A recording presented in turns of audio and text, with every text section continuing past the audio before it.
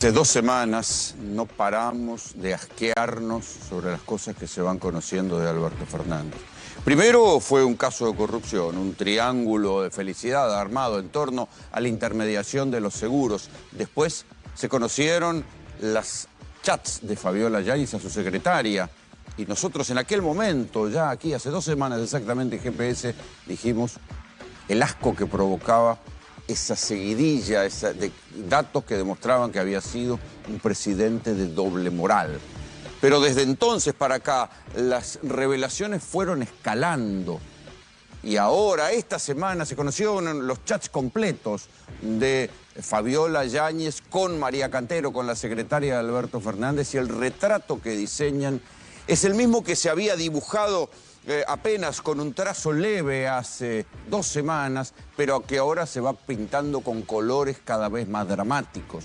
Porque lo que se deduce de ese retrato es el de un presidente que mientras tenía que gobernar este país tan difícil, en tanta crisis, durante los 4 años que le tocó gobernar, pateaba a su esposa embarazada en la panza, en el piso. Le pegaba la famosa piña esa que después le dejó un ojo morado, las amarreaba de los brazos, y ahora en los chats surge otro de los hechos por los cuales lo están investigando, que es los cachetazos casi a diario de Alberto Fernández a Fabiola Yáñez.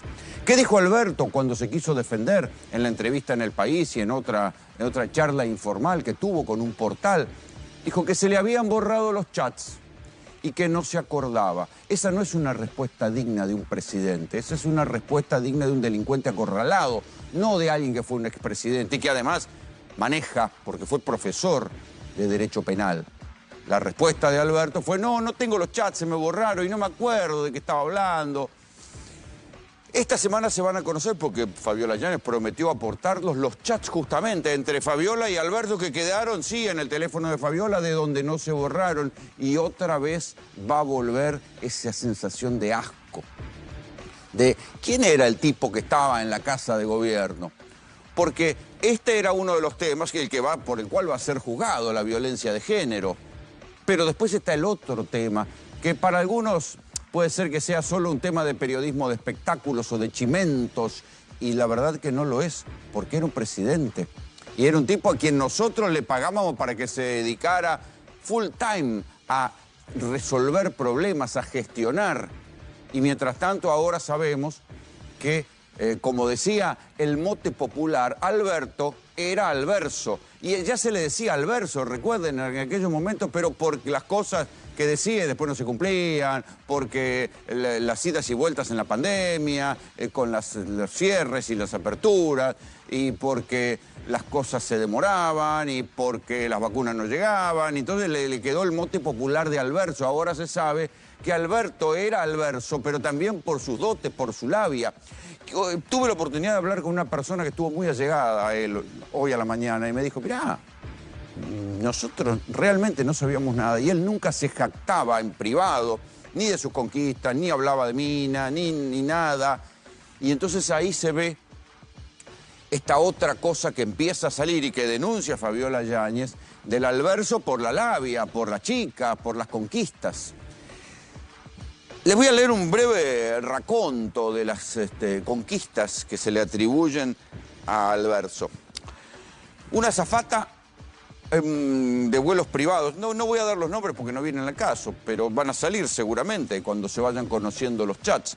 Y ya no es una cuestión de la vida privada, aparto en este caso a las mujeres y por eso no pongo los nombres, sino que a mí lo que me interesa analizar es: ¿a este tipo le pagábamos?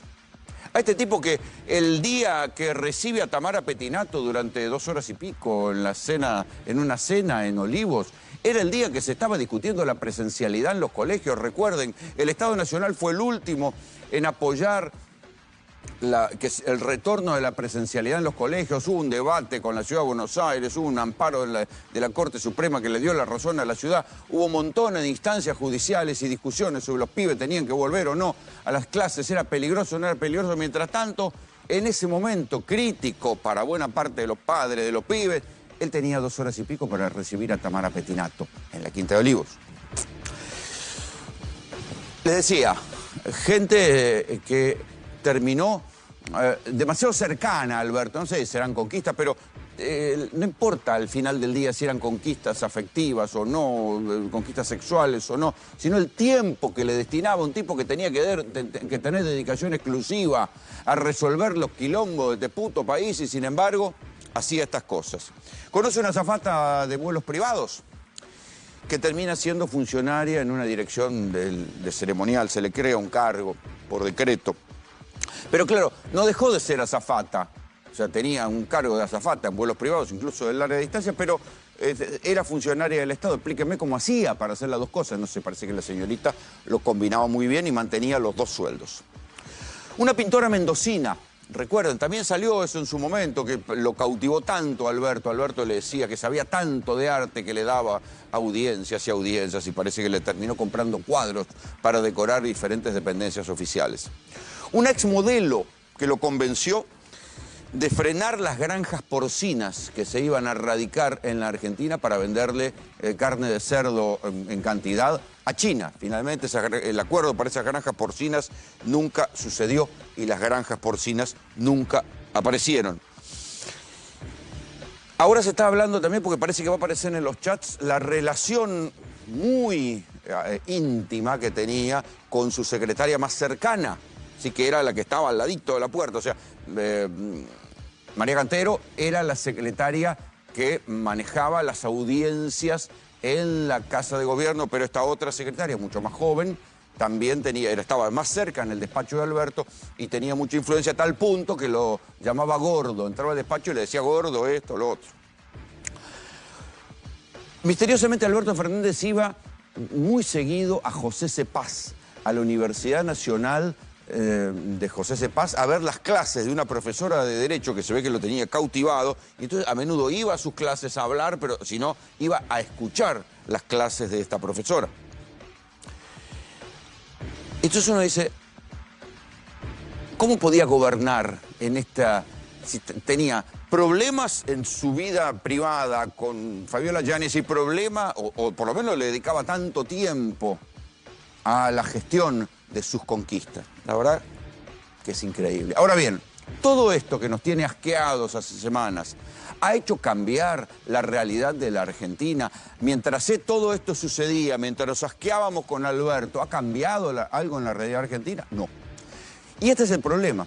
Hay que entender que la política argentina no es binaria. Las elecciones muchas veces son binarias, se vota a favor o en contra de una cosa o de la otra. Pero la política y lo que sucede en un país es algo muchísimo más complejo.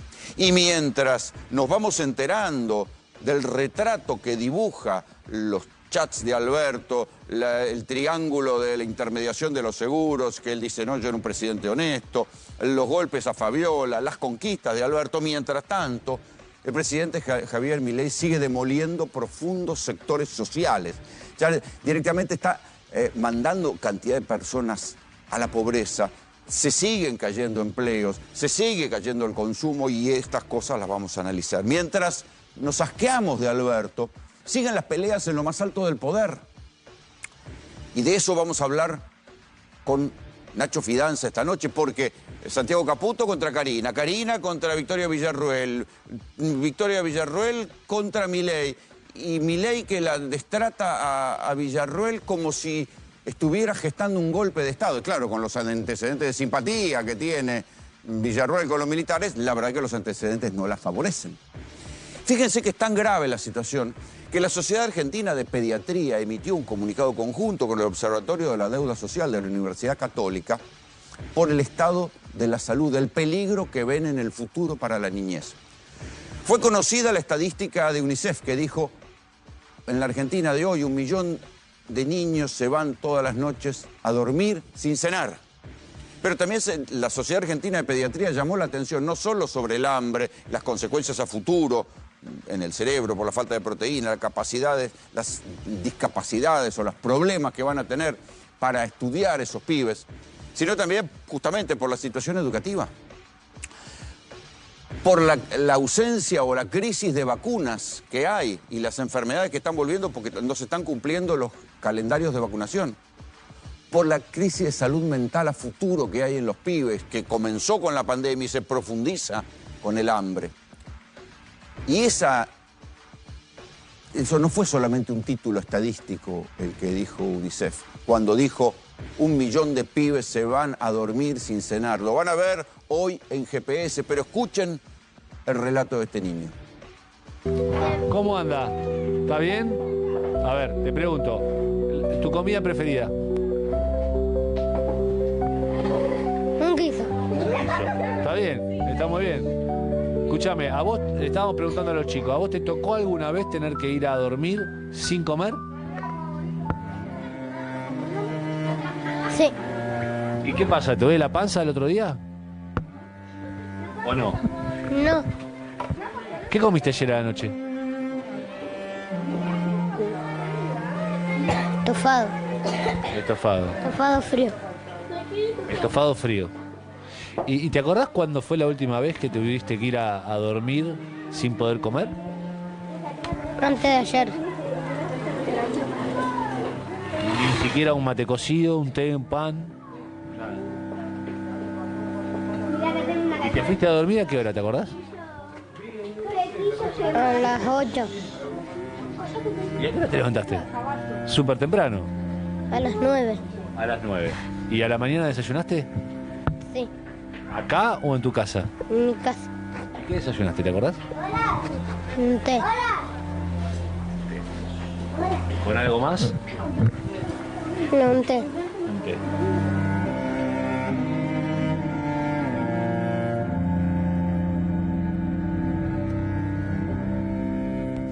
Sí, estamos asqueados y horrorizados de lo que fue Alberto Fernández en su gestión, sobre todo de la vida privada como presidente, pero eso no tiene que llevar a anestesiarnos y olvidarnos que esto debería horrorizarnos más. Porque además, el gobierno del presidente Javier Milei no está haciendo nada para esto, no hay una sola política especial para esto. Lo único que pueden decir es que aumentaron un 100% las asignaciones universales por hijos o la tarjeta alimentar, pero la inflación fue el doble. Entonces, la verdad que no cambia mucho. El deterioro de las necesidades, ¿sí? El deterioro del poder adquisitivo se vive cotidianamente entre los más pobres. Y esto es lo importante. No habría que olvidarse que mientras nos horrorizamos de Alberto, sigue cayendo el consumo. Sigue cayendo el consumo de leche, lo vamos a hablar esta noche con Fernando Cerolini. Sigue aumentando los despidos. Y sobre todo, el deterioro de la vida cotidiana es tan grande que ni siquiera la medición estadística alcanza a verlo. El aumento de la pobreza, el aumento del desempleo, lo miramos por un espejo de retrovisor, que la velocidad es tanta que la imagen que vemos queda muy atrás, porque las cifras que estábamos conociendo de pobreza son de hace 6 meses y el proceso está sucediendo ahora, casi minuto a minuto. Y después está la inflación, también vamos a ver, la inflación de 4%, ¿es mucho o es poco? Y la verdad que con el costo social que está teniendo, con el aumento de la pobreza, con la recesión, con la caída del empleo, un 4% no es para enorgullecerse y hace parecer mucho al final del mandato de Mauricio Macri. ¿Pegará la vuelta en algún momento? Todavía no se sabe. Lo que sí se ve ahora, comparado momento contra momento, es que también Macri dijo, no emito más, emisión cero, no gasto más plata, se acaba déficit cero. Y todo eso igual terminó en una inflación y Macri terminó cerrando el año 2019 con una inflación del 53% porque no alcanza solamente ese manual ultraliberal de que con bajar el gasto público y con bajar la emisión alcanza para que pare la inflación. No, la Argentina es otra cosa y ahí es donde todos miran, ¿qué pasa con las reservas?